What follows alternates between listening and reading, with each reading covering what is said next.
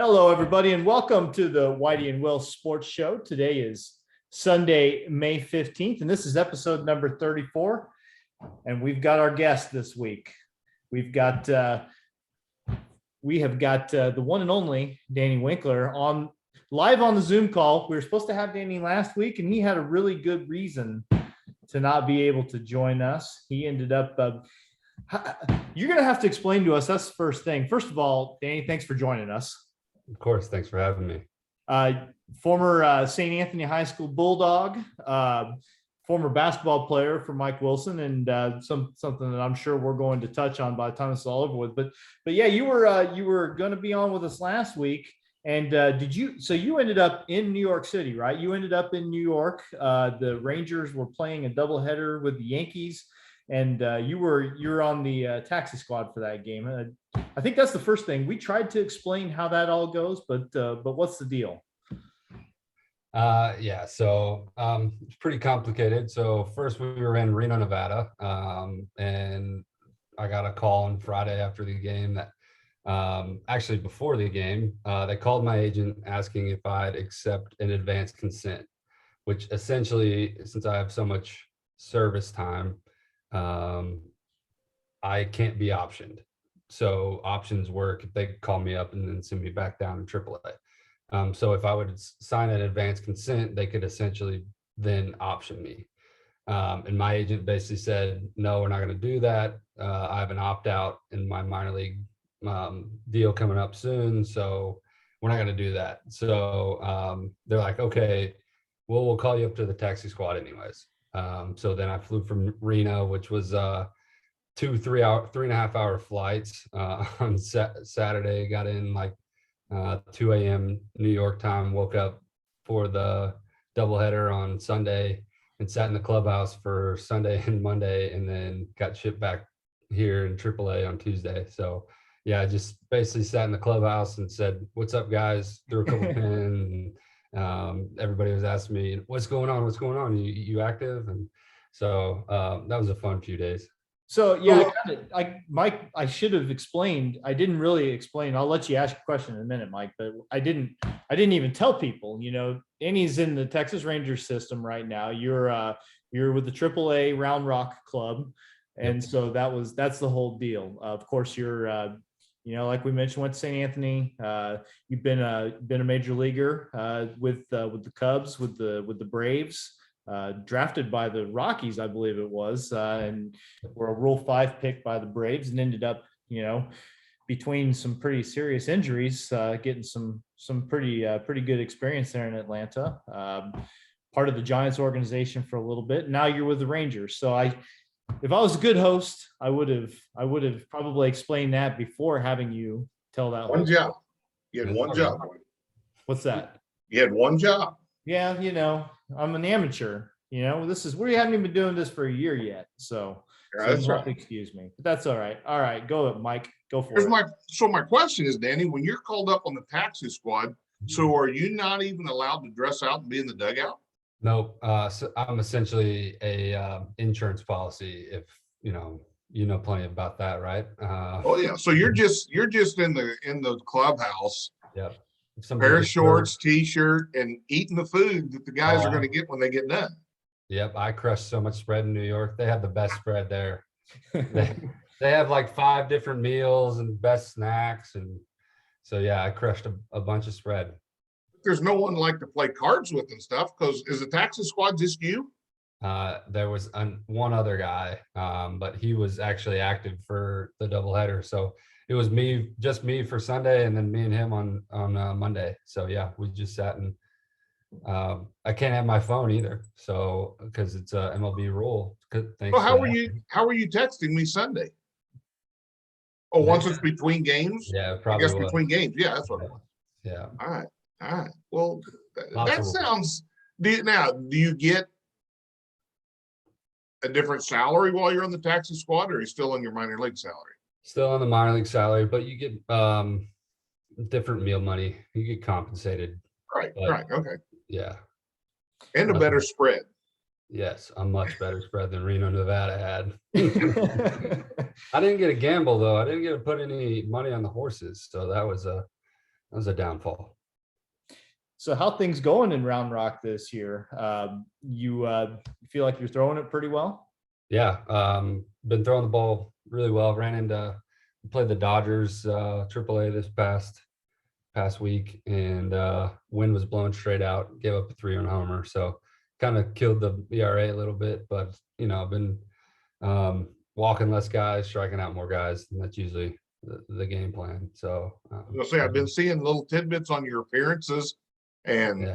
I mean they've all been really good. So I keep waiting for you to get the call. You say you've got an opt out. Is there hypothetically, like June 1, you get a chance, if you're not up, you can become a free agent?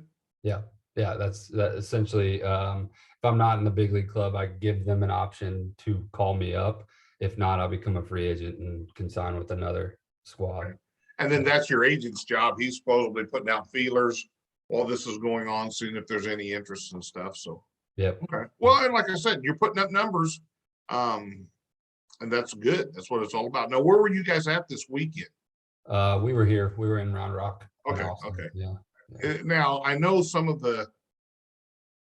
in that league you're in right now, there's some rather hitter-friendly parks. Yeah. Yeah, everyone pretty well.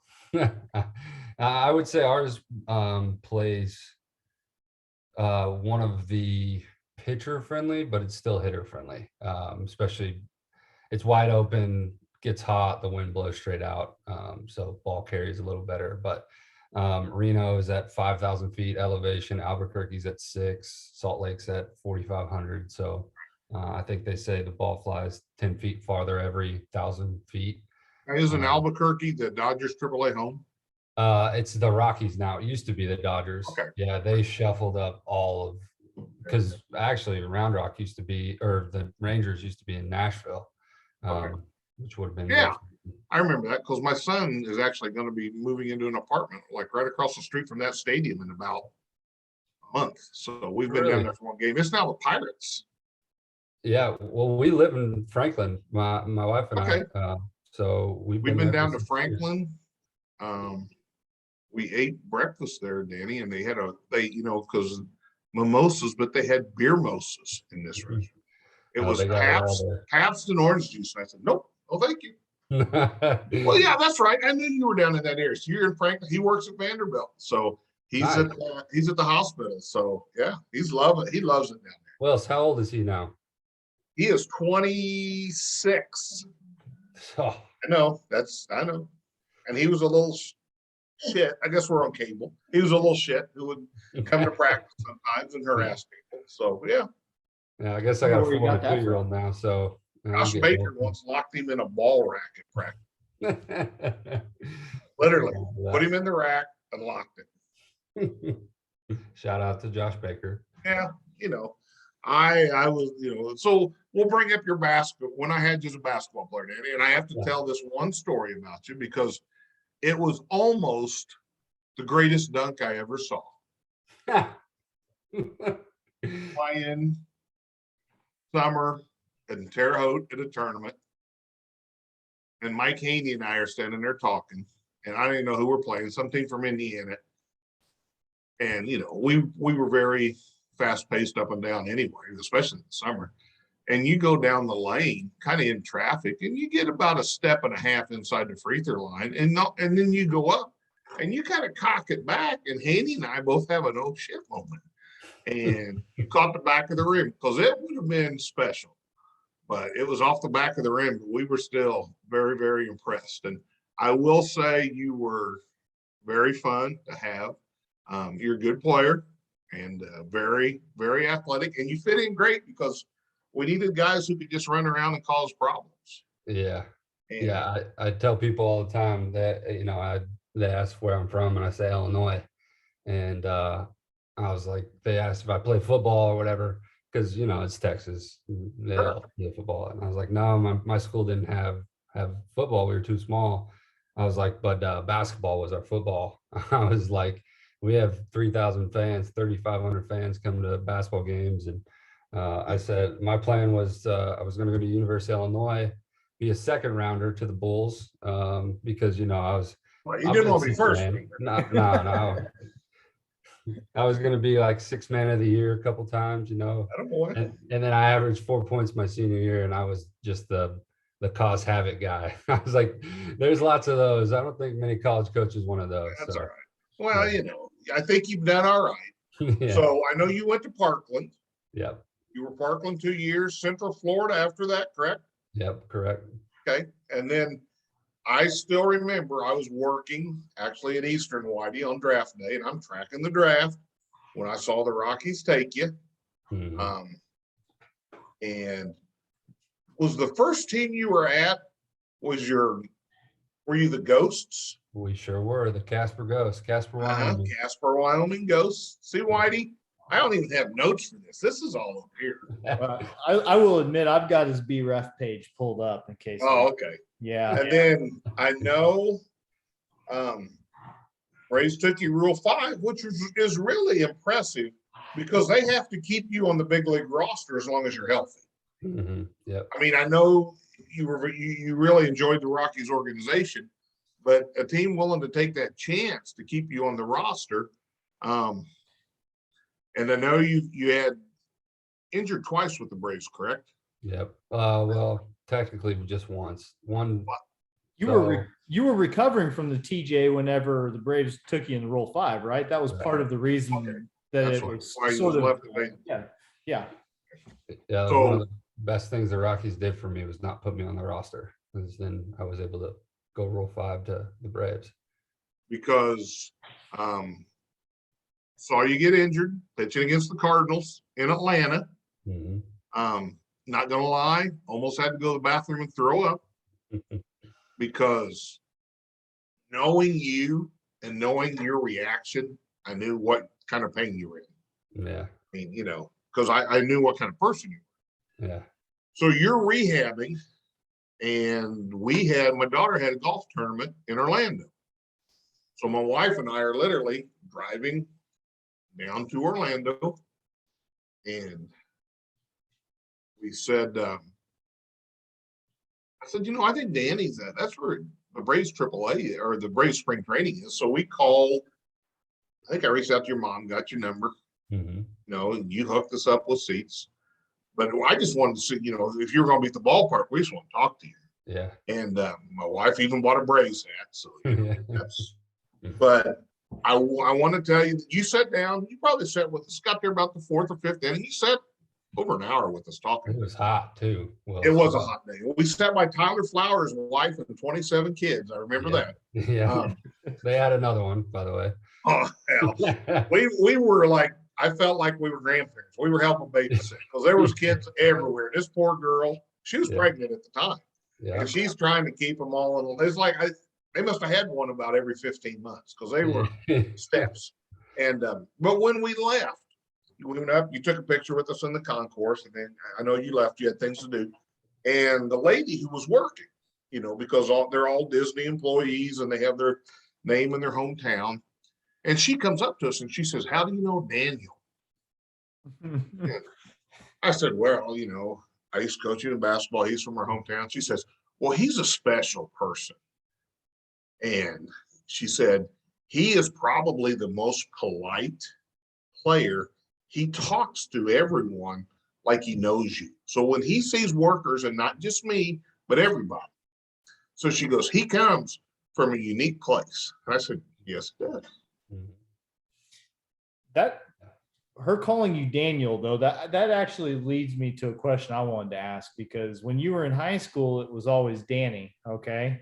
And then once you got in the pro game, then it's Dan Winkler this, Dan Winkler that. And is that your call? Is that your preference? Or like when I called you Danny when I opened the show, is that a faux pas now? Or what's how did that work? No, actually, Dan is easier to say. Dan Winkler is easier for me when I meet people. We used to call him we called him other things sometimes in basketball. So. Oh yeah, I've been called it all. Still am. I'm called Winker all the time now. It's just really kind of annoying. Yeah, Jesse Winker. But yeah, Danny. I prefer Danny. My wife calls me Danny. My family calls me Danny. But I will say, you know, you go to a Cardinal game or a Cub game and people yell out Dan, I know, you know, I'm not going to turn around. But if you yell out Danny, I'm always going to turn around because I know I know you somehow. So that's kind of like my, I guess, personal name, I guess. That's your trigger. Because we got to talk to you once. I think we were in St. Louis. You played, and I know Bryce Faraday was there, and Bryce was talking to you. And we got to talk to you for a few seconds because everybody wanted your autograph and everything else. But I want to tell you, I forget which year you were in Atlanta, but mid to late June, I'm reading articles where you're being considered as one of 3 or 4 quote mid relievers for the All-Star game. You were putting up such fantastic numbers, and you had like one hiccup early July, and it's like, okay, well that took you out. It's like that all of a sudden took you out of the running. But you were having a special season, Danny. Yeah, I'm trying to get back to that. Well, and I know your work ethic. Yeah. I think sometimes I wish I didn't have that work ethic. I think I overthink a lot of things and overanalyze. And my wife and I have this conversation a lot. That usually about like June, July, when you're kind of hanging a little bit. You're 30, 40 games in the season of pitched, and you might struggle a little bit, get a little tired, and that hiccup was my first save opportunity, and I blew it. Yeah. And for me, that was really hard. You talk about where I'm from, like that is who I am, but I let the team down, and that was really hard for me to get over. And anytime, even with the Cubs the last few years, I let the team down, even if it's like 3 or 4 times out of 70 in a year, those stick with you, and it's trying to get over some of those things. So yeah, I think they say, I always talk about like when young kids come up, they're always like, oh, this kid's fearless. And, the veterans usually look at each other and say, well, give them a year or 2, let them fail and see how they can respond to that. So it's, I think baseball is about how you deal with failure. And I'm still trying to learn that. And so a lot of wisdom I still need to learn. Well, you think an offensive player fails 7 times out of 10, and he's considered an all-star. He's considered a great. So you're right. But it is a game of failure. Braves organization, then you end up with the Cubs. Is there a difference in the organization, a difference in the mindset? It was 2 different managers, 2 different, I had 2 different regimes, like front office regimes when I was with the Braves. I was really close to John Hart. John Hart was a UCF guy. So me and him got along really well. And even Copy, who ended up getting banned for life. So that wasn't a good guy to be friends with at the time. But, when Alex came in, and he was very analytical. And then, Snit was very old school. He did things like Bobby Cox. I mean, he was Bobby's protege, essentially. And, when I came over to the Cubs, it was Rossi. And Rossi he was like, hey, I'm still a player. I just have a different title. He moved his office to essentially the players' locker room. I mean, you could see him from, every time you walk by, it was like, hey, Skip, hey, Rossi, everything's going. And so it was just a lot freer and easier, and like kind of having fun with the Cubs. And the Braves is more like business, which both have their perks, and I enjoyed both of them. I mean, there are some good dudes on both teams, and Alex ended up getting the Braves to a World Series, and so I was happy for those guys. I was gonna say, watching that, you got a lot of close friends on that team. A lot of close friends, and yeah, it was. I'm not gonna lie, it was tough to watch because I kind of feel like I came up with the Braves a little bit, just because they took me on. I was there for 5 years. It was the longest organization I was with. Like you said, I had, more than half that team I played with. Even the other guys, Jock I played with, he got traded over from the Cubs to the Braves. So yeah, it was a little bittersweet because, I was happy for those guys, but I do wish I would have been on that team and won a World Series with those guys. So yeah, it was cool.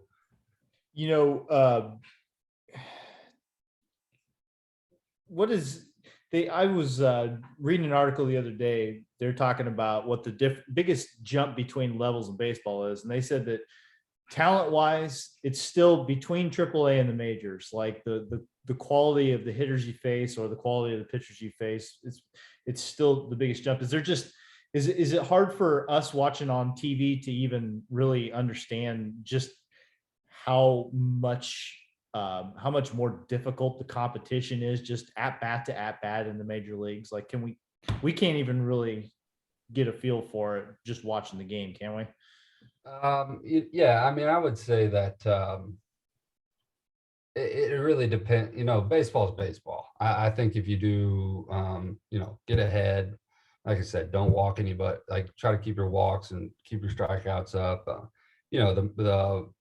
The big leagues is a different animal, but it has something to do with the talent, yes, but it's also got something to do with 40,000 people watching and you're on live TV and, you blow a game in the major leagues, you got 10 people on Instagram talking to you about how bad you suck and asking for Venmo and stuff. You blow a game in AAA, you go home and you play your guitar and video games, you can go to sleep, and nobody's even thinking twice about it. It's more about like, you feel bad, in the big leagues, you blow a game, even if it's Mike Trout or Bryce Harper, it doesn't matter. Or if it's some AAA guy, it stings a lot more when it happens there than it does down in the minor leagues.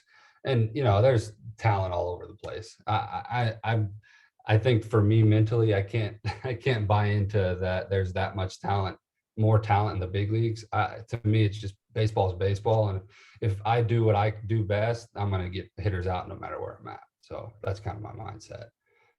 Well, and AAA is a lot of guys that either have they have played in the majors, you know what I'm saying? Yeah. So like, obviously, yes, those are guys that made the cut at some point. So there's still a lot there. So yeah, for sure. I mean, it's I guess anywhere in professional baseball, you get somebody out, you've done something. Yeah, I think it's there's a lot more diversity in AAA too. You got guys making $1,000 a month, and you got guys that have played. We got Matt Carpenter on our team right now. Guys that are just trying to get to back to the big leagues, but then you're taking commercial flights at 4 a.m. and then like last weekend, I'm taxi squad, so I'm flying across the country, going up and down, and I think just that adversity in AAA too can just really get to you. In the big leagues, it's your charter flight, you're staying in every 4 seasons there is, and you get in your own room, you're eating the best food. So I think there's just a big gap in a lot of amenities, I guess, like for mental purposes, of overcoming between the two.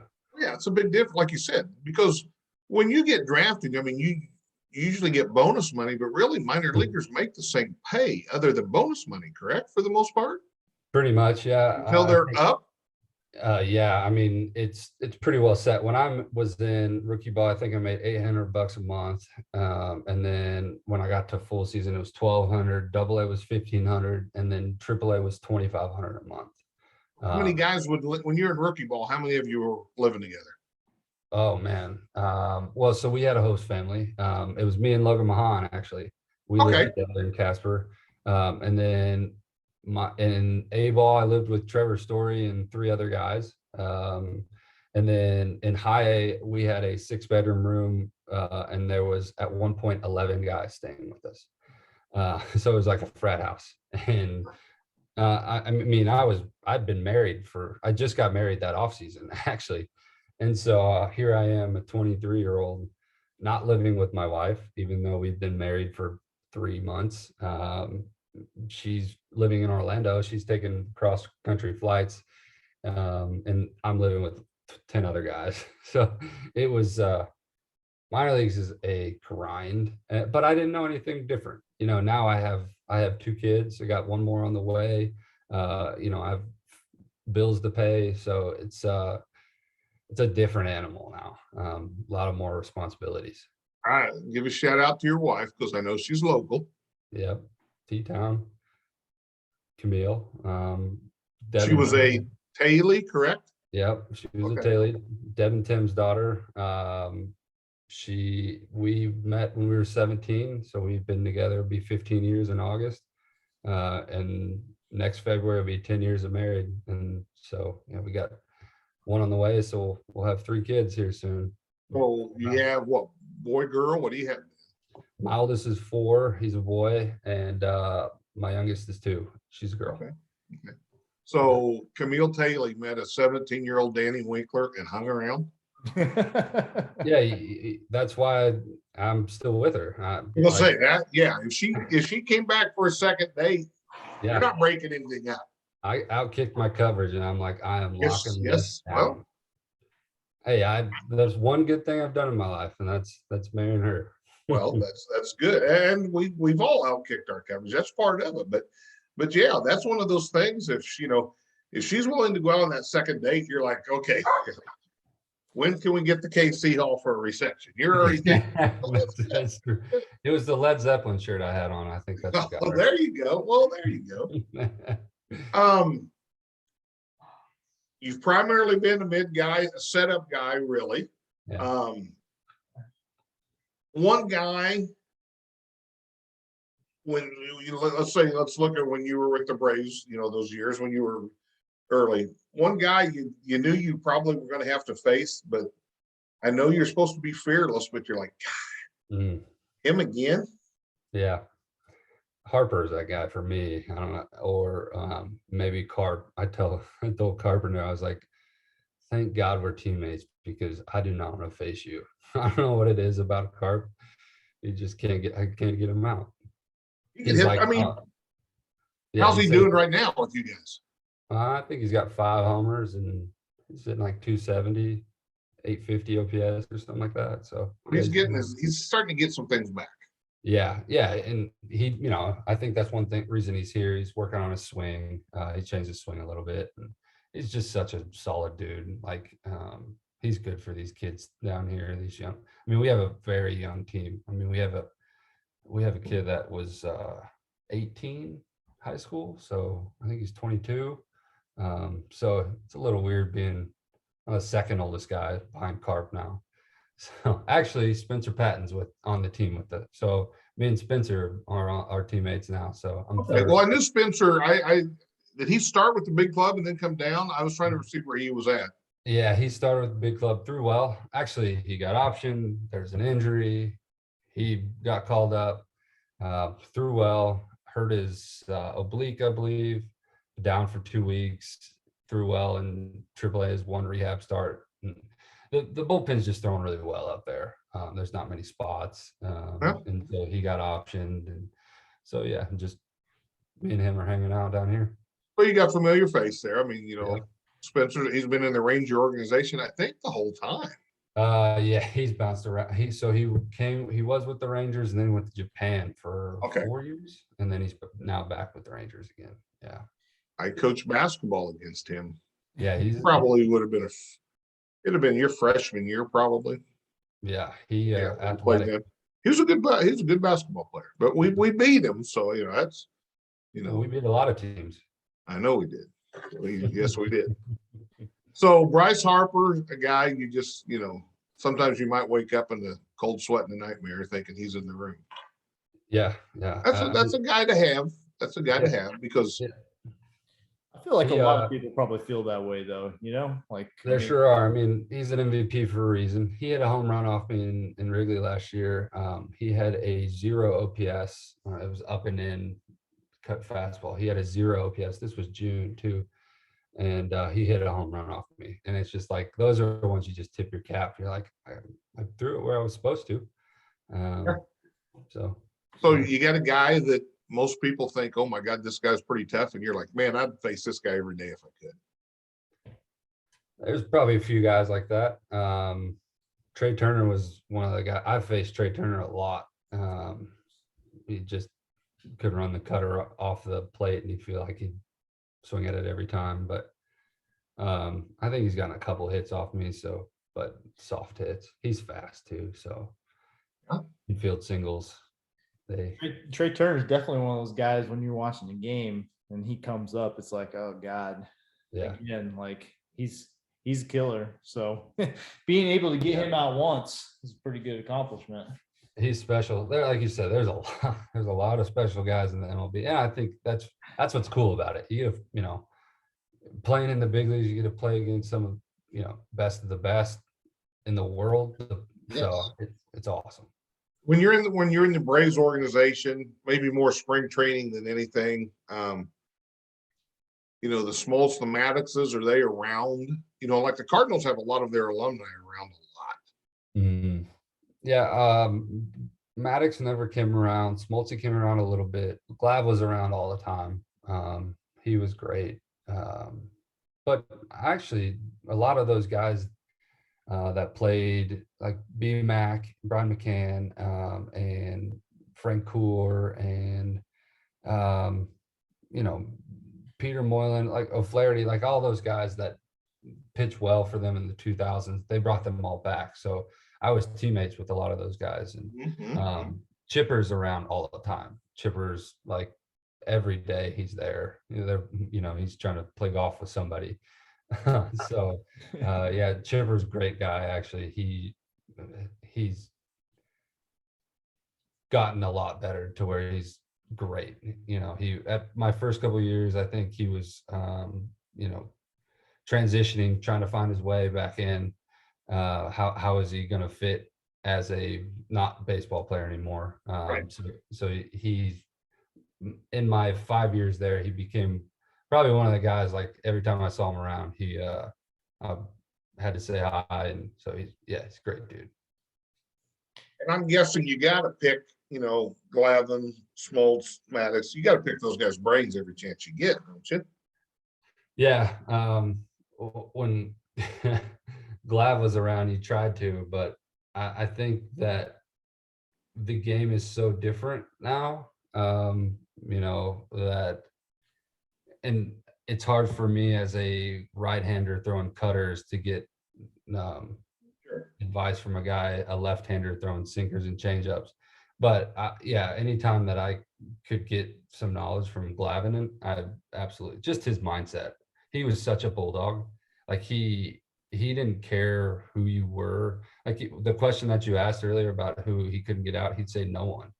And that's just and that's how he thought, and so just seeing that guy's just demeanor on the mound, he thought he could get anyone out. So yeah, absolutely. When I could pick his brain. And it's just like, I love hearing John Smoltz talk. If he's on a TV game, when he used to be on MLB Network, he oozes knowledge about the game, and not so much what are you going to throw here, what are you going to throw here, but just all of it. All the characteristics that go into the game.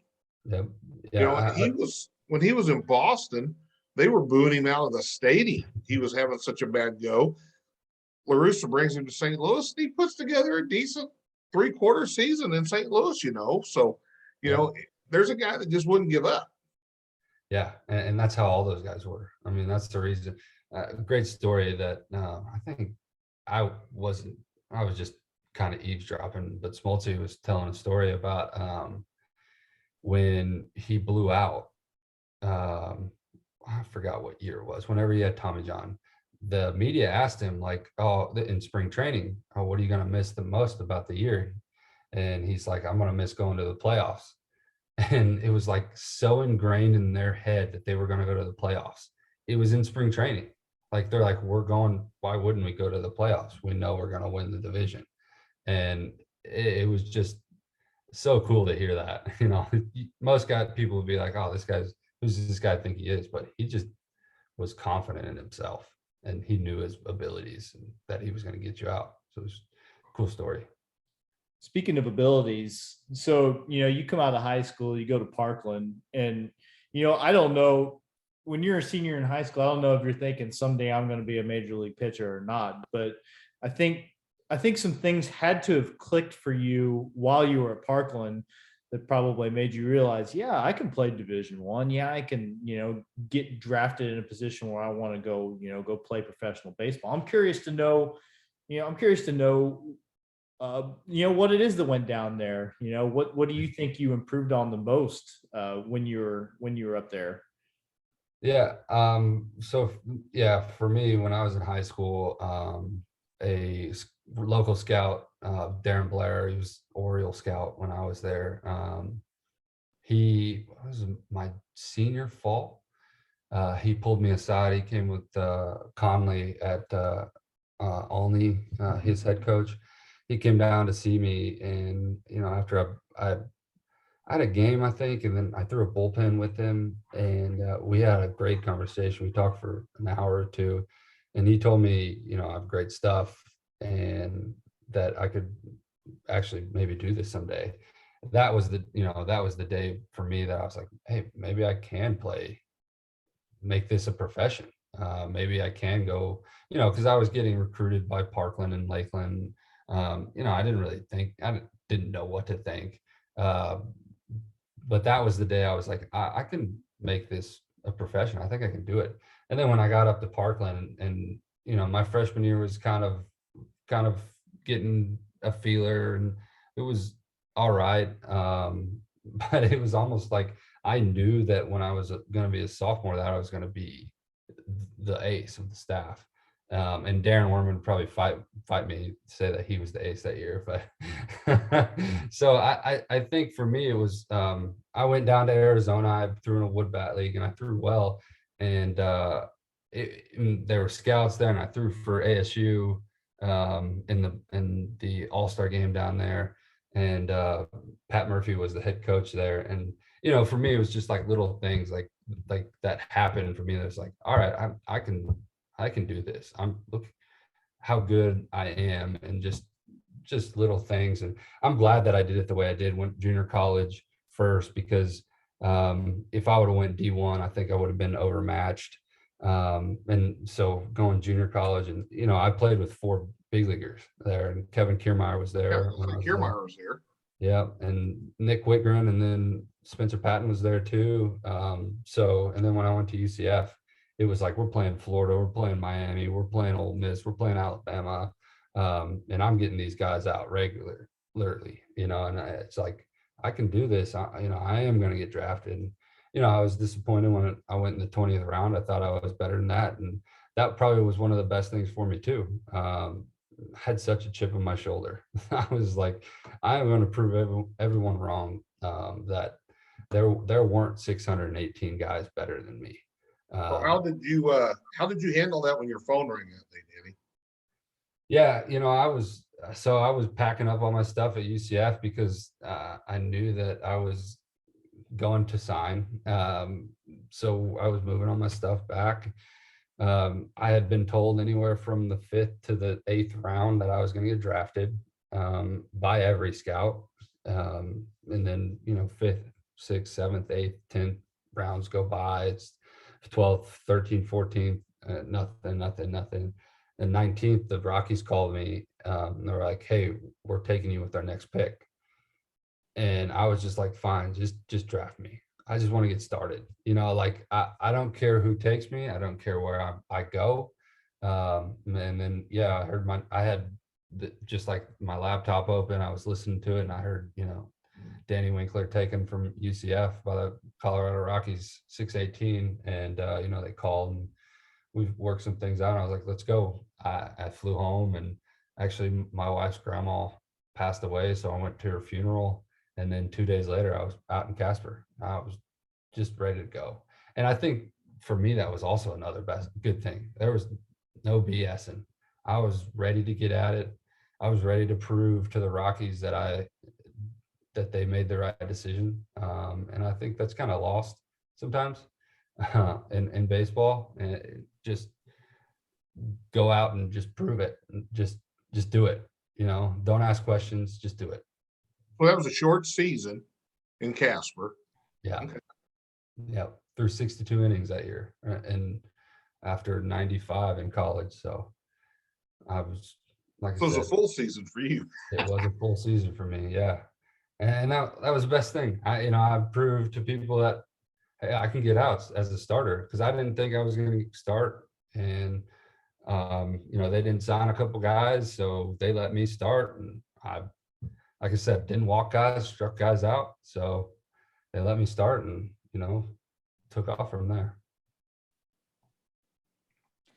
So we got to talk a little bit about the fact that you had to deal with a couple of major injury rehabs. How do you keep yourself going mentally? I mean, obviously there's a lot of physical work that has to happen to recover from the injuries that you dealt with. And you had a Tommy John, and then also the one that Mike talked about when you were in St. Louis, which, I mean, your arm broke, right? I mean, that's basically what happened there. But mentally, it's got to be just as much of a grind, right? Like to just watch the guys go out there and play every day and know that you're so far away from being able to do that again. Yeah.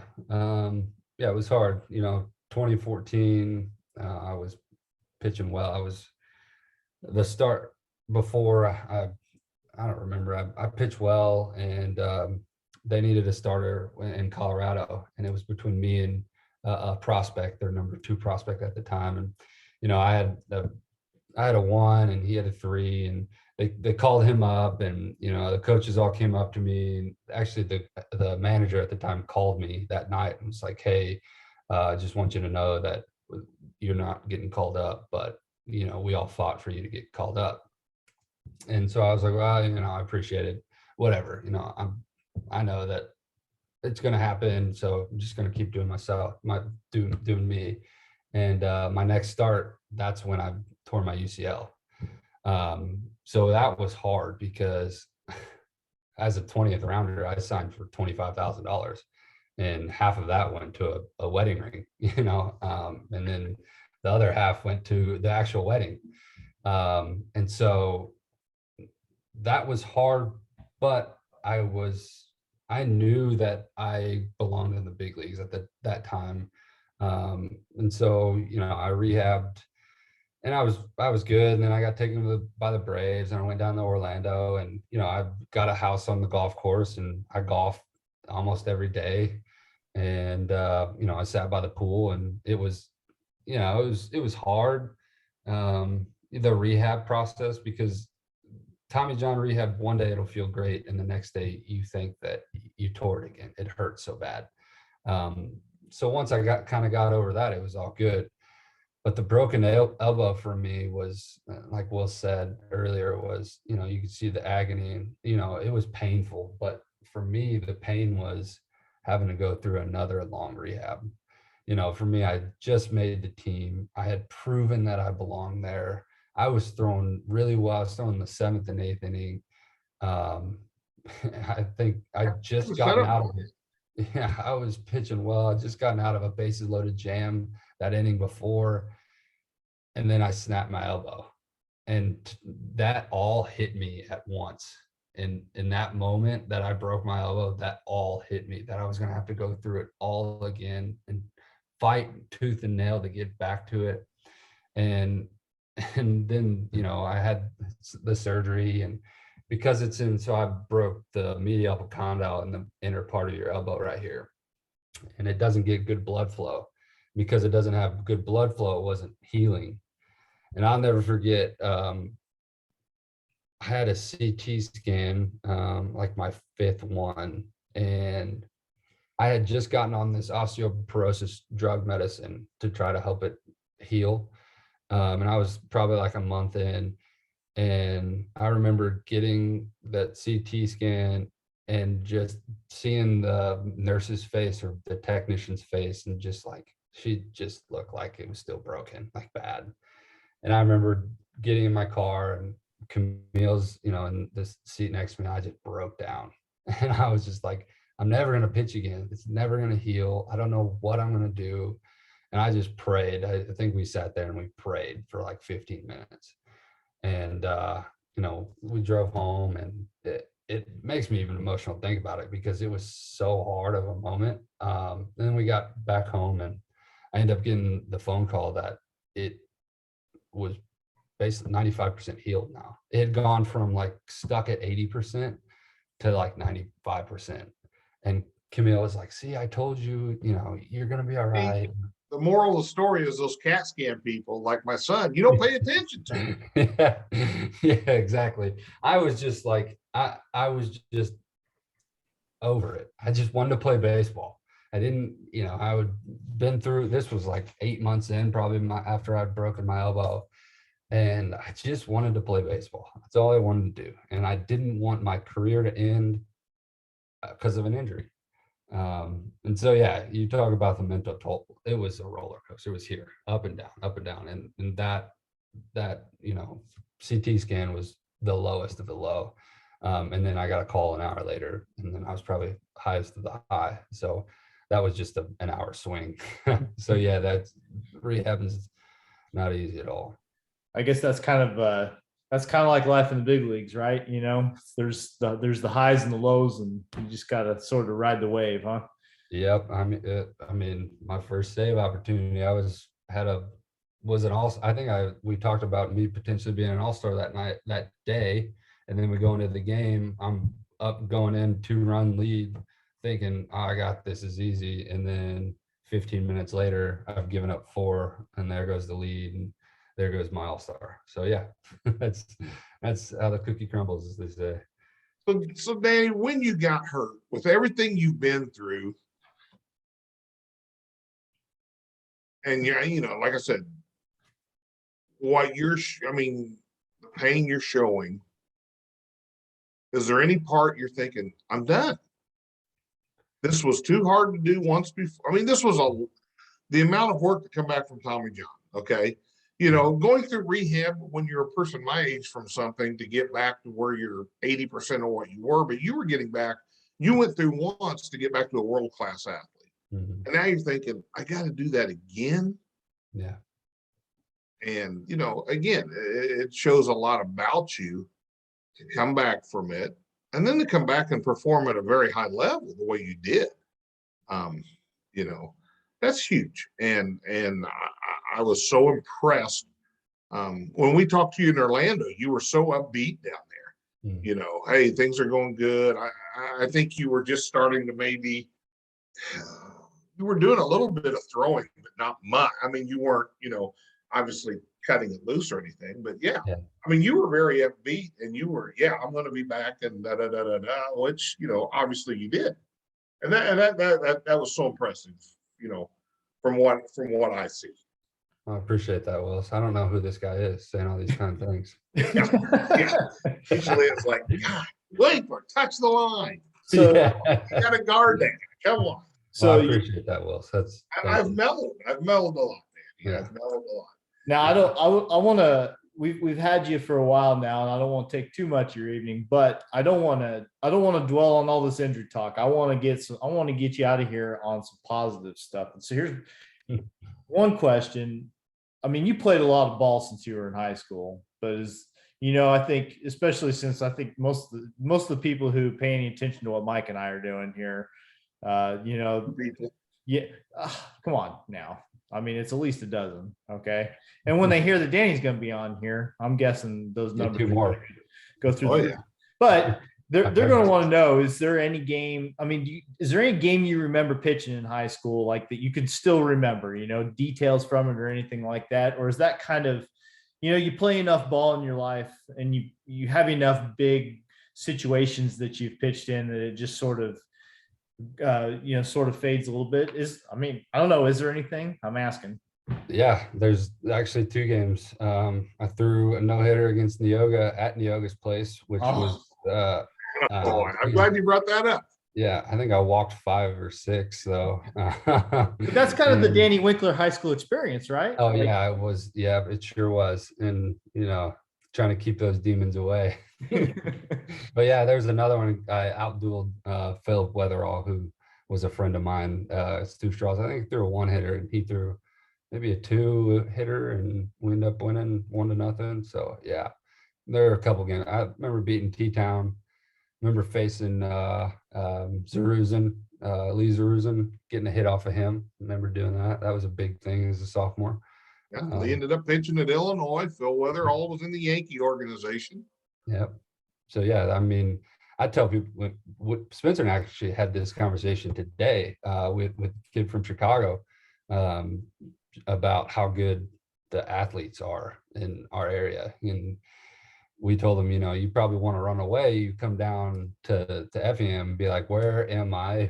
What is there anything going on in this place? Coming from Chicago, but we will beat you at any sport, anytime, anywhere. And Spencer's alma mater, state champs last year. Oh, really? South Central was a state champ last year. I did not know that. He Yes. hasn't bragged about that. Oh, and now here's something, and we may get another state champ from the area this year. yeah, North Clay's pretty good. North Clay is loaded. So, and that's That's awesome. Spencer's, arch rival. Well, you have to ask Spencer why he's not sporting any South Central Cougar gear as a state champion. I will. I definitely will. I will give him crap for that. Man.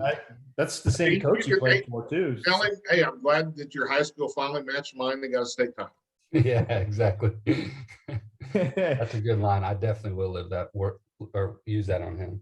And then, there's got to be some out that you got at some point in a big league game that when somebody, I mean, I know you get asked cliche questions by people who interview you all the time, but probably one of them is, what's the out that you remember getting that just sticks out in your mind? Like, oh, do you have one like that? A situation you came in, got out of it, that it's just your go-to. Yeah, that was the time I was pumped.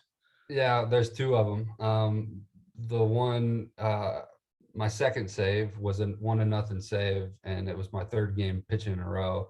And I gave up a leadoff blue pit to the catcher. I can't think of his name. And then I got Starling Marte, a weak grounder to me, and then punch out.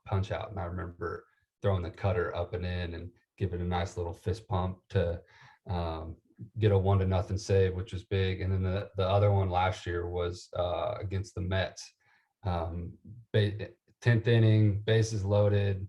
Dom Smith was up and threw a cutter and got him into a big double play. Gave a nice little fist pump on that too, and we ended up coming back and winning. So yeah, it was big. Those are 2 that stick out. Cool. Awesome. Well, Mike, you got any more old time stuff you want to bring up while we got Danny on? I feel bad. I bring up stuff when I yell at Danny about stuff. I don't, like you said, we got to end on a positive. I don't want him, having to go sit in the corner tonight or anything. But I do this. I mean, I do want to say this. I hope the Rangers are able to call you up. If not, I hope you're able to go somewhere else and get that opportunity because you can do the job. And, like I said, it'd be awesome to, get to see you playing again. I follow you, check your stats. I like, like I said, I like the numbers I see. I know you're in a tough league with mostly hitters ballparks, but just keep doing what you're doing, man. I appreciate that, Wills. And I also want to, say thanks for doing this to you guys, and thanks for having me on. But I hope that anybody who's watching this, maybe there's a high school kid or North Clay, like you said, is pretty good. That there are plenty of guys from our area and girls, who have gone on. Jacqueline Jansen went on to play down here at Baylor in golf. Whether it's a sport or whatever it is, just hopefully I can be an encouragement to them. I think following your dreams is cliche, but they say cliches because they're true. So I think hopefully that I'm an inspiration to somebody out there that just keep on chugging. Doesn't matter where you're from, that you can do whatever you want. Well, the City Series was this week, and Effingham So won two of three, and a kid that reminds me a little bit of you. Effingham's got a young man, Josh McDevitt. Larry was his dad. I know that's older than you, but Larry was another one of my former players and students, and a good young man. And his son has verbal to go to Mizzou. He's just a junior, but he's got a lot of velocity. Sometimes he has trouble with walks. Reminds me of somebody else. But City Series, he walked 2 over 7 innings and threw a shutout against St. Anthony. And I was just impressed with his efficiency and how he did things. And we've got kids from the area, I think, who are going to be playing college ball. And, it may be a junior college or, like he's at Mizzou, and FEM's got Zach Lee at Kentucky, who's putting up nice numbers. And, we got Ben Heck. I know he's injured right now, but he's still in the Cubs organization. So there's a lot of people out there to be the next Brian Schaus, to be the next Chad Green, to be the next Danny Winkler, to be the next Nick Gardewine. And we hope it keeps coming, because this area, and that's why Whitey and I do this, there's so much talent in this area, and it's so fun watching high school sports. It really is. Yeah, absolutely. And bring up the City Series. One last thing. We talk, when we do these games on the radio and stuff, we talk about what a big deal the City Series is. I mean, can you vouch for that? I mean, I feel like the atmosphere and the way the players approach it, I mean, it is important to the kids that are out there on the field, isn't it? Yeah. Oh yeah. The City Series is huge. Even though I don't like bringing it up, because I don't think we won many games in my high school career in City Series. And my senior year, we actually got rained out of the City Series. Yeah, I remember that. I think that was the most devastated I've been in high school, just that it got rained out. So yeah, it's cool. Like I brag on FEM all the time. I really do. And Spencer does too. I mean, tell people that, we're from a town of 10,000, 12,000 people, and we have 4 big leaguers and, just crazy athletes all over the place.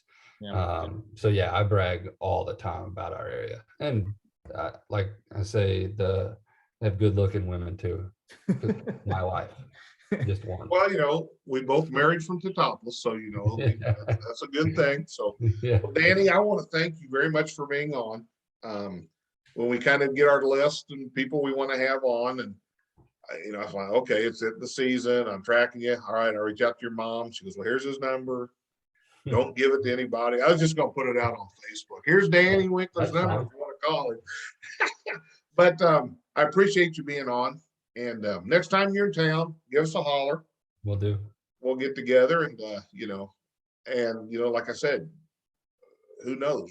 I know we're gonna have Schaus on again later. You get back on a big club and start putting up those numbers again like you're capable. Heck, you can be an encore guest too. So far, Larry Wilson's the only guy who's been on twice. So, big shoes to fill, but we'd entertain the opportunity. Yeah, for sure. Well, hopefully next time maybe it'll be a post World Series win or something. There you go. That'd be awesome. Yeah. That'd be awesome. We'll hold you to that. If that situation comes to pass, we're not gonna let go of that. Hey, if I win a World Series, I'll be on here as many times as you need me to. Well, you do that. We may have to FaceTime a little bit from the locker room celebration. They'll be like, ESPN, all these major networks. Hey, sorry, I got to talk to Whitey Wilson. You just got to save Disney people. I'm not going to Disney yet. I got to talk to these guys. I'll be right over. We'll get you a press pass, maybe. Oh, now you're talking. Yeah. Whitey and I just hang out in the clubhouse with the spread. We would we'd watch it on TV. Yeah. At least one of us knows how to behave with a press pass. All right, All right, Danny, we appreciate it.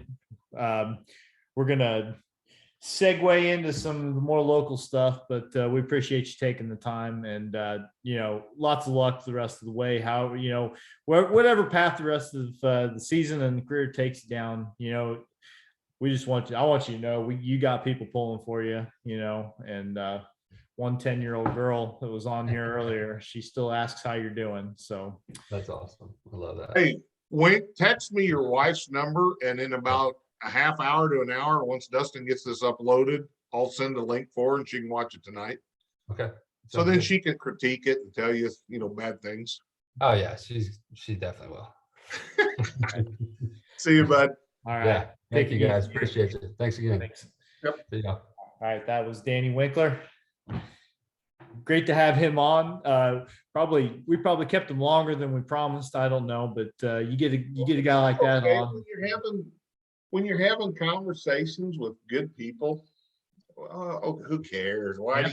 Yeah. We don't have anybody saying, "Hey, cut, time's up." Now, like when it's just you and I, like my wife's like, "Hey, you're not talking." So, and understandable. We might both be in love with the sound of our own voice a little bit sometimes, but when it's somebody else like that, we've been really fortunate to have people like that on here, and I'm glad we had that chance. And I think that Danny had some interesting things to say. So that I laugh. I joked about, when his wife, when he was the 17-year-old Danny Winkler, she agreed for a second date. So much maturity in a person now who, had so many skills when he was younger, and he finally got it. He understood it and used them, and it's just awesome to see. And when any of our local or area kids are successful, and I call them kids, when they're successful, pride to this area. Well, Danny's 32. Compared to some of us, he is a kid. Although, I covered him when he was in high school. I wrote it, I was a pretty young reporter at the time, but pretty much anybody that I remember writing about as a high school student, I always think of as a kid too. It's just sort of that's how it is. So, Mike, we got, I don't know, we should probably talk about the city series. Talk about the cities. Let's just quickly brush everything, because I do want to mention, I know we don't do junior high stuff, but we've had several state champions from the area from the track meet this weekend, and I'd just like to give them a shout out. We may pick up 2 subscribers from them, so let me do them real quick, and then we'll talk city series. Sure. This was just 1 and 2A, 3 and 4As next week, but boys 7th grade 1A, Sigel St. Michael got second as a team, Sacred Heart third. Pole vault, Bryce Niebury from Sigel, state champ, 9'3". Shot put, Jude Traub from Sacred Heart, 39, 9.5. Discus, Jude Traub from Sacred Heart, 124.02. Girls 7 1A, Sigel got 4th. 4x100 team was a state champ. Kaylee Jordan, Kaylin Ordner, Kara Hatton, and Allison Coleman. Pole vault, Ava Miller, 7'6" from Sigel, state champ. High jump, Kara Hatton, 4'11", Sacred Heart.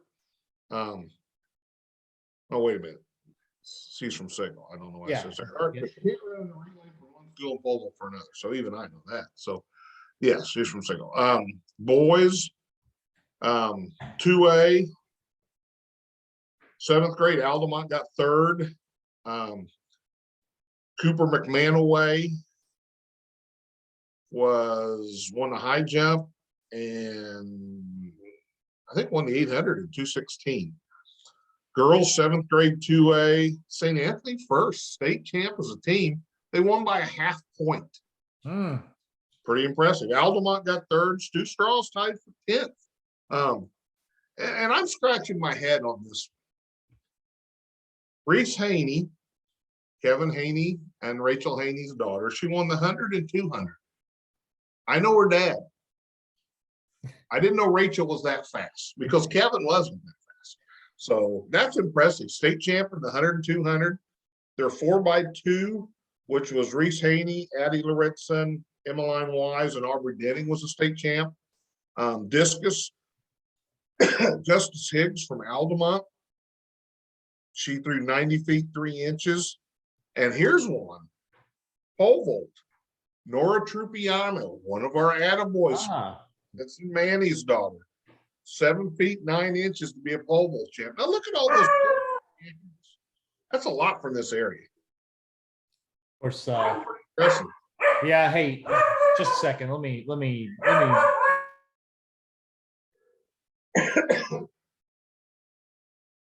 I have to get my daughter in here to do dog control. There you go. Production You can't note: hear if your son falls asleep, if your young son falls asleep in the room that you usually record in, you end up downstairs with the dogs. So yeah. And then 8th grade 2A, St. Anthony got fit. So there's our junior high report. Very impressive. And we'll check 3A and 4A next week. Good. But I've been to that state track meet at Peoria. It's either always really, really hot or really, really cold or rainy. This, you know, in this May, especially, like we went this last week, it was hot. Okay. And for the first time all spring, it had been below normal, I think, and wet. And then all of a sudden this last week, it was just sticky and hot. I talked to during the city series, ran into Evie Strohmeyer, track athlete in St. Anthony. And I said, hey, that had to be special. Running your sectional the first day it's hot all spring. You haven't ran in that heat all spring. She goes, yeah, it wasn't easy. Yeah. But yeah, it was pretty good. I know the girls sectional has happened.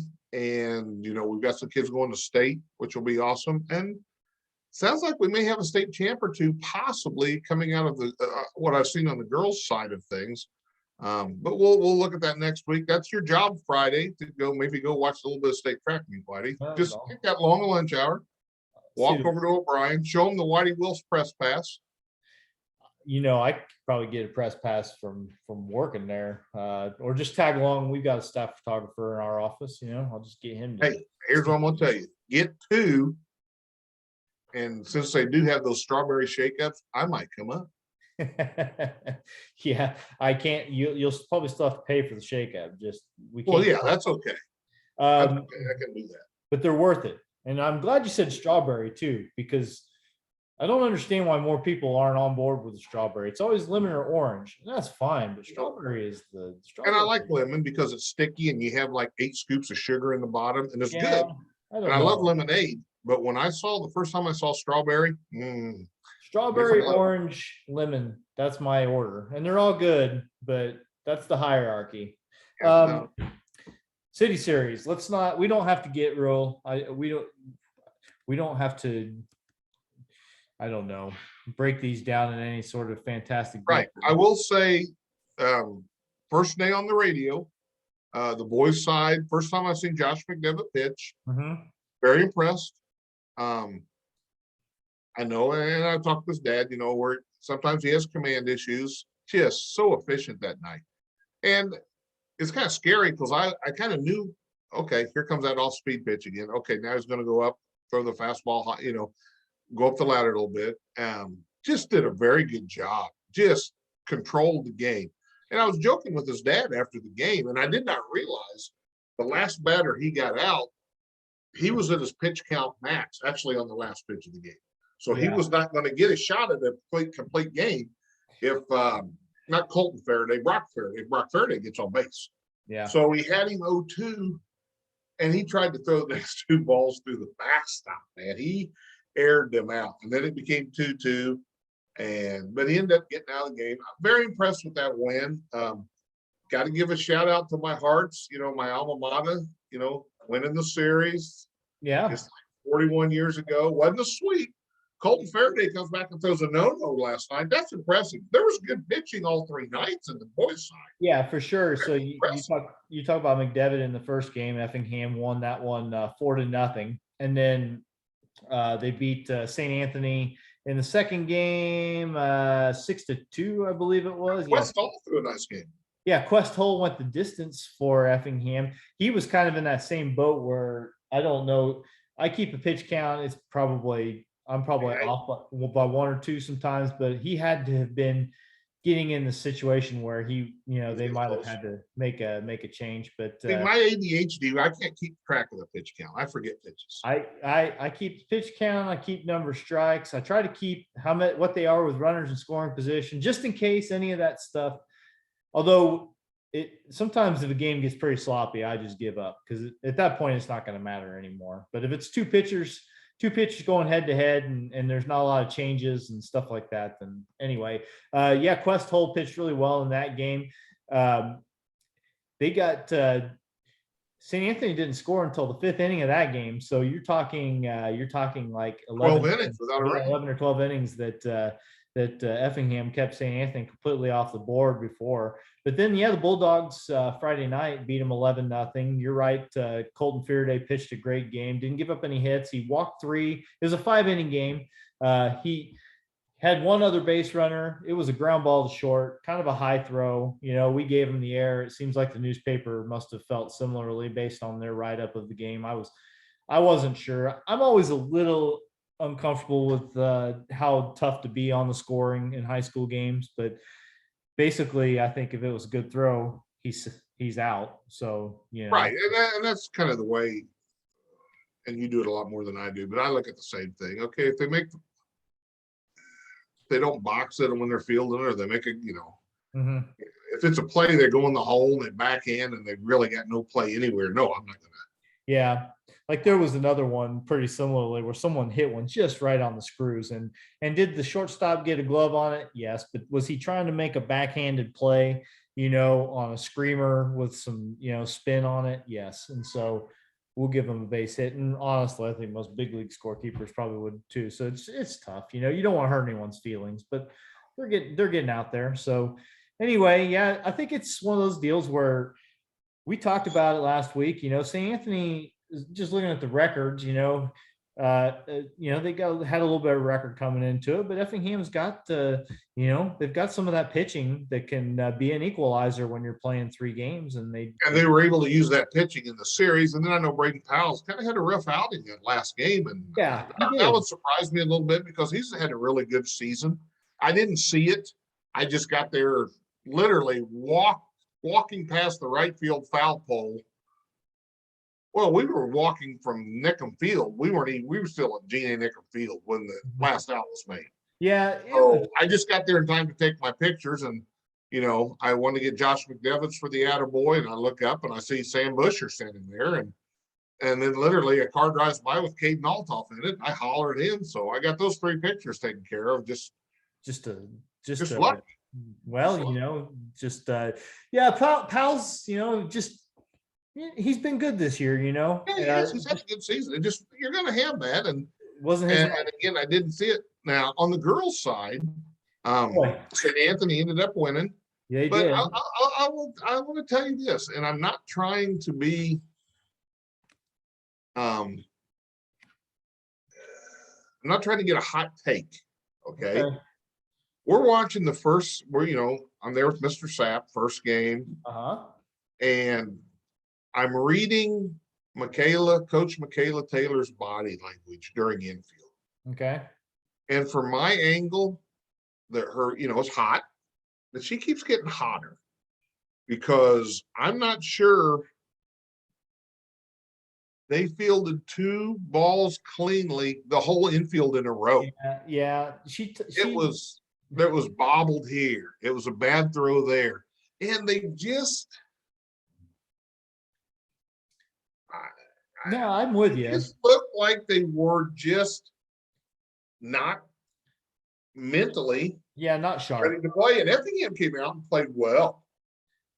I think, and really did. Yeah, I think throughout. I mean, you did that game. I did the other 2 games, and obviously St. Anthony goes ahead and wins the city series. Wins the next 2, sure. I mean, I don't know how many. I didn't count up exactly how many runs were scored in any of these in the games total, but all 3 high-scoring games.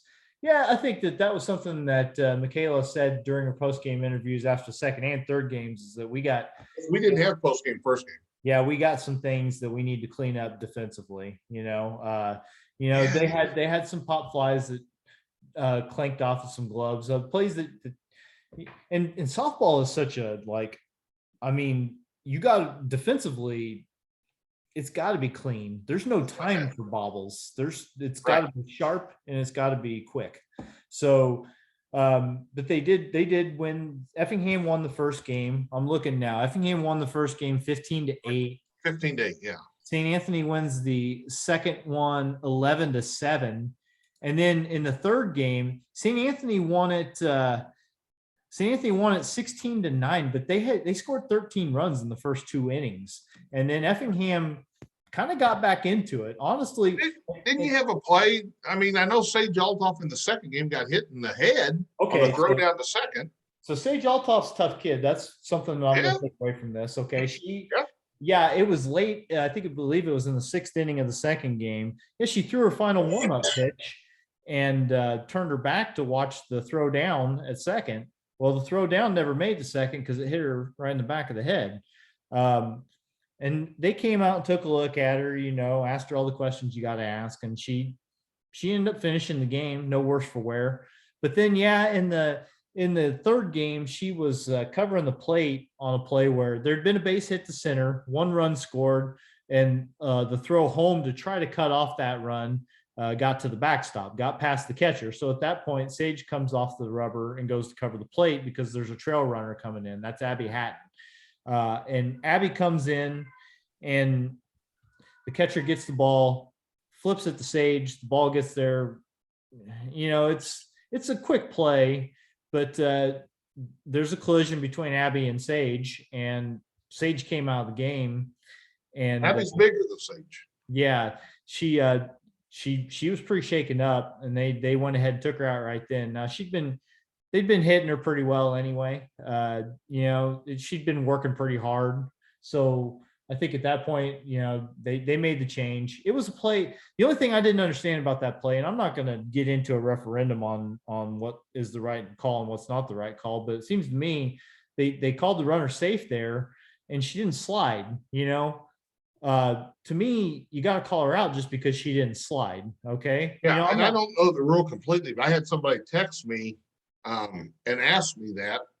At that point, I got to honestly tell you, I've been working in my yard in the afternoon. I didn't even have you guys on the radio yet. Yeah. I'll tell you this much: if it's a baseball game, I know you got to slide there. I mean, maybe softball has different rules, but I don't think so. I think if it's close play, you're supposed to slide. And I'm not saying that keeps Sage from getting hurt because she's covering the plate and it's ball runner getting there pretty much the same time. Things happen, but I don't know. I hope that it doesn't. I hope that she's got some season left. She's a freshman, and she's done most of the pitching for Effingham, and really, from what I saw, she throws the ball well. She's got a bright future. But she gets older, I think she'll only become a better pitcher because she gets a little bigger and stronger. Yeah.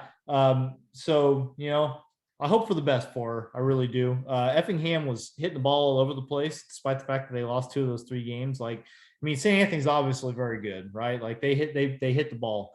They've got people up and down the lineup. I mean, gosh, Maddie Kibler hit a grand slam in one of those games. In fact, the Kibler sisters went back to back in that game. I saw that. You had Maddie and then Sydney go back to back, right? So Effingham hit 2 in the game I did. I think it was Busher and Cunningham maybe hit 2-run homer, 1 batter, 2-run homer. So I hope, like you said, Michaela says they got to kind of tighten up a few things to get ready for postseason because they have a tough road. And in a shout out also, one more thing, Bria Beals had to come in and pitch in that third game, and if their max press page is correct, she had made 1 appearance all season long before that. And she came in and held her own, that's a tough spot to come into. You don't really think that you're probably going to pitch, I would imagine. And then all of a sudden you throw 5 innings in the city series. She did a great job. That's takes a little bit of mental toughness to pull off. So congratulations. Yeah, so and everybody's getting postseason starts tomorrow. I know. Yes. The Battle of the Fleeners was Saturday. Yes. And Dustin got bragging rights, 10-run ruled his brother. Yeah. So that happened Saturday. It still feels weird for that to be T-Town Mount Vernon instead of T-Town Fairfield. Fairfield, I'm sorry. That's all right. That's why one of us is the professional journalist and the other's a technician. I'm gonna let that one slide. I couldn't pass that up, Whitey. the point stands. It's very strange still. You know, Chris Fleener. I love Chris Fleener. He's a great guy. You know, and glad that he's still still coaching kids somewhere because he's you know, that's where he belongs. You know what I'm saying? He's a good guy, very good. Him and Justin, you know, quality. I've given Chris Fleener suggestions on where to go see Christmas lights before. That's another story for some time. So yeah, we kind of talked last week about how those, you know, what the regionals are looking like and who's in what. So we don't have to necessarily. We'll touch on some, hopefully a lot of regional champions. Well, I won't play regional champions. Yeah, we'll have Saturday. So we'll touch on some of that next week. By the time we talk, there's going to be some really good baseball teams from this area that are not playing anymore. Yeah, because it's just the way it is. You know, St. Anthony and Altamont are in the same regional. You know, it's no lock that they play each other for the championship, but they're in the same regional. So one of them's going to be done. One of them's not going to be playing anymore. And South Central and North Clay, same regional. Yep. So it is what it is, but it's a shame because there's such a convergence of talent this year in this area that it's a shame that it could be spread out a little bit more so that some of these matchups couldn't happen later in the postseason. But it is what it is. You know, you can't get mad about it. It's just the way it is. So maybe they'll switch to like football does, and it's just a state tournament. Yeah, I don't know. That's going to be a mess, Whitey. I'm going on record. By the way, they're going to have the official groundbreaking for the football turf at Effingham High School pretty soon. I got. Really? Well, I knew Dave told me it was going to start pretty close to when school's out. Yeah, it is. It's I can't remember the exact day. It doesn't really matter. I might stop by there, but yeah, Greg forwarded me the email about it, so that'll be interesting. So I got to do an inning of play-by-play at the City Series Wednesday. I heard about it. I heard pretty good reviews. You know, 2 words for you: Wally Pip. Yeah. Well, you know, say. There's people out there going, "What?" Yeah, you know, just throwing that out there. Greg asked me if I wanted to do it. I said sure, and it was fun. I love doing the baseball play-by-play. Basketball to me is never going to not be stressful because. But here's the thing: my dad said, "Always remember, people don't know. They're watching. If you say Smith has the ball, it's Jones. Nobody knows. I guess until they get on NFHS later and watch the video. Yeah, but they can't match up your audio with the video. You're okay. You know, I think about these things. Here, one more guest star for the podcast. My cats stayed off camera. So everybody else in my house has made an appearance. So besides the ones that are sleeping. So all right. Last I think 2 Attaboys. We need to get to Attaboys and get out of here because I think we're buttoned up on an hour and a half.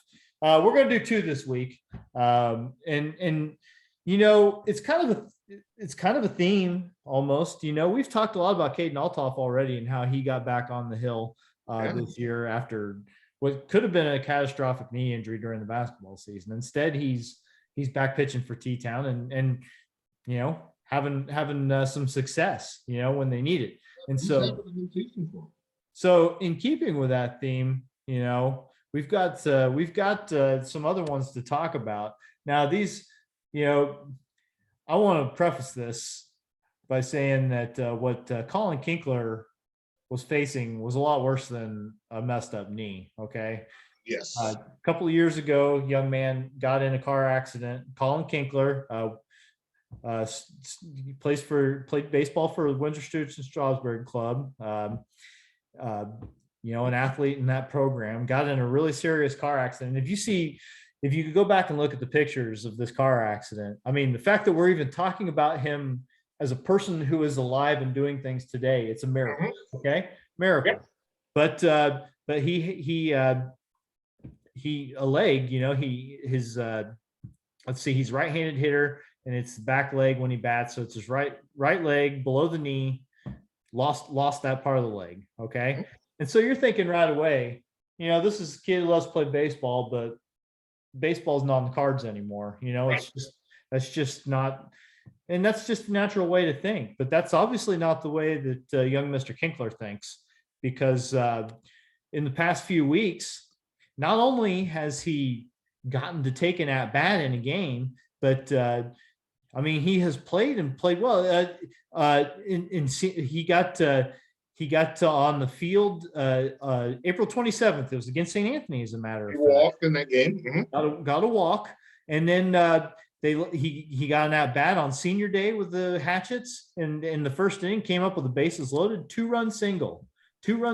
So they were playing Newton. They beat Newton 5-4 that game, so that hit was hugely important.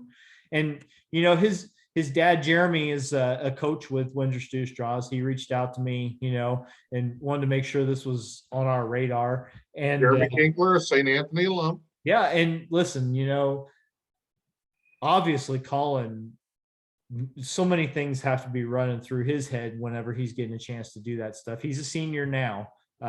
This was a couple of years ago that the accident happened, but boy, to be the parent and to see these things taking place, and you and I are both dads, so we understand, like, you do anything for your kids to be happy. And I don't know how he could probably talk about this without just breaking down every time. Like, I can't imagine. It's an incredible story of perseverance.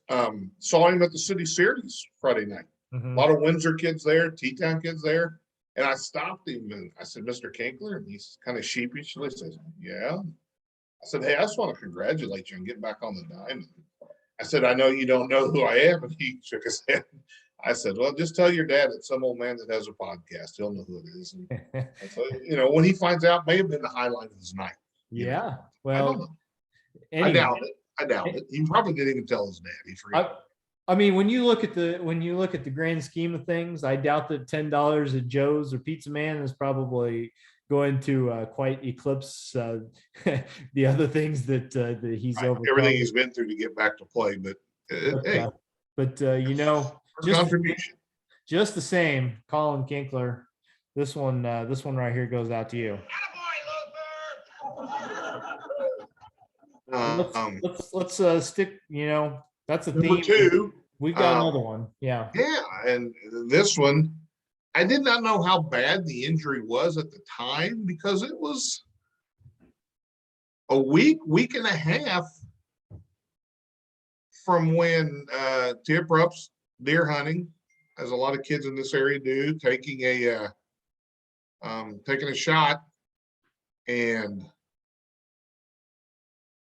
I guess concussion of the shotgun. She fell out of her deer stand, decent height, landed on flat on her back, broke a couple vertebrae, had to be airlifted from the scene to the hospital. She's crowned homecoming queen like within 2 weeks. And at the time, I'm thinking, man, here's the story. My homecoming queen is tougher than yours. That would have been my lead story. But I know, talking to Crystal, Tia's not going to be able to do anything. She can't play. She can't throw. Very instrumental. Great starting pitcher last year. Was very good for them, getting them deep in the postseason like they did. But they played Effingham last week, and no one knew this was going to happen, other than obviously Coach Trigg.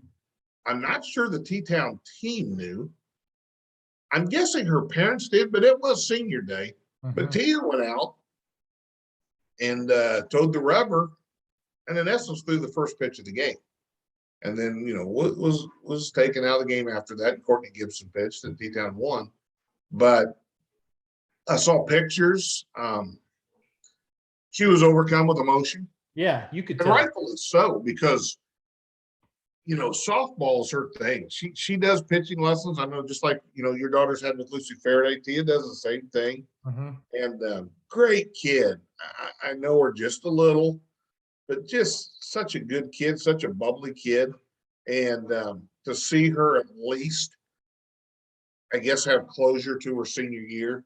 I mean, she's been, with the team all year, very vocal supporter. Just dying that she can't play. And if they had her pitching, and this isn't a slight on Miss Gibson, who's had a really good season, but T is a little different level. And T-Town would be really a different type of team, but they've battled, they've done a good job. And this one goes out to Tia Probst. Yeah, Tia, this one's for you. And you were talking about seeing the photos from that day when Tia Probst was able to throw out that pitch. I mean, you could see it on Crystal Tipton's face. I mean, she looked like she was barely holding it together. Just got to be. I thought I didn't know Canadians could tear up like that. You could see that. Well, but it's again, that's this area. You people fight. Mm-hmm. People fight and get back. Caden Altoff doing what he's doing.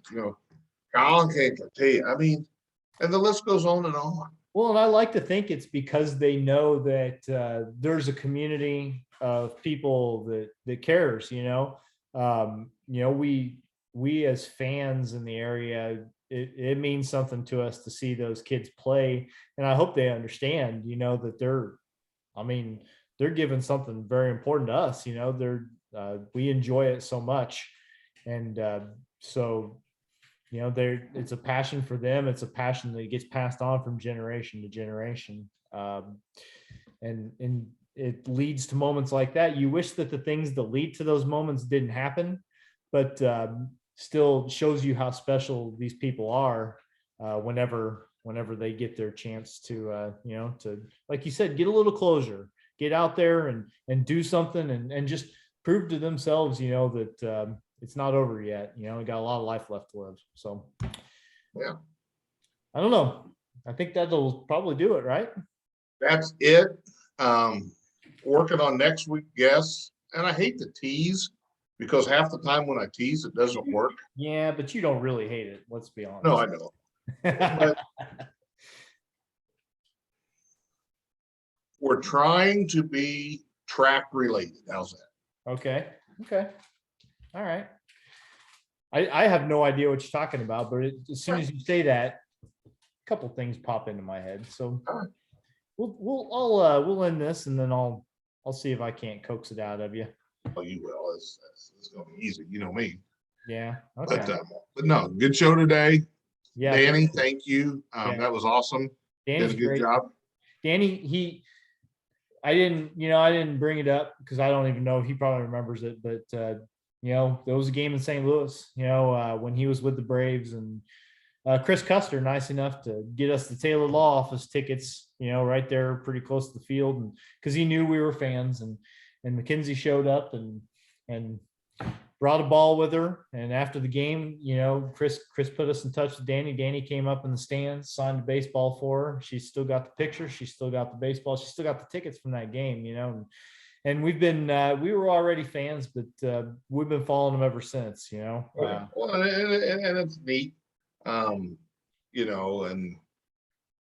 we got to talk to him for about 20 seconds because he came up out of the dugout. Of course, everybody was hanging around there, and he kind of walked around the crowd and said a few words, just spoke to us, gave me a high five, and, and I understand with all their time and their commitment and stuff, so. Yep. Great for them to. It was awesome. But like I said, as soon as I reached out to him, his response was love to about being on our podcast. So we'll see, we appreciate people doing that. It's been. You get Tom Brady for us. Yep. We've got, what's that? Your job is to get Tom Brady for us. Tom Brady? Well, why not? Okay. I'll make. And he talked about dreams. I'll make a couple calls. See what I can do. Dad. Okay, bye. All right. Let's end it on that before you start seeing if I can get the Pope on the line. All right. Well, I'll take care of that one. So. All right, Mike, we'll talk to you next week. All right. See you, Whitey. Later.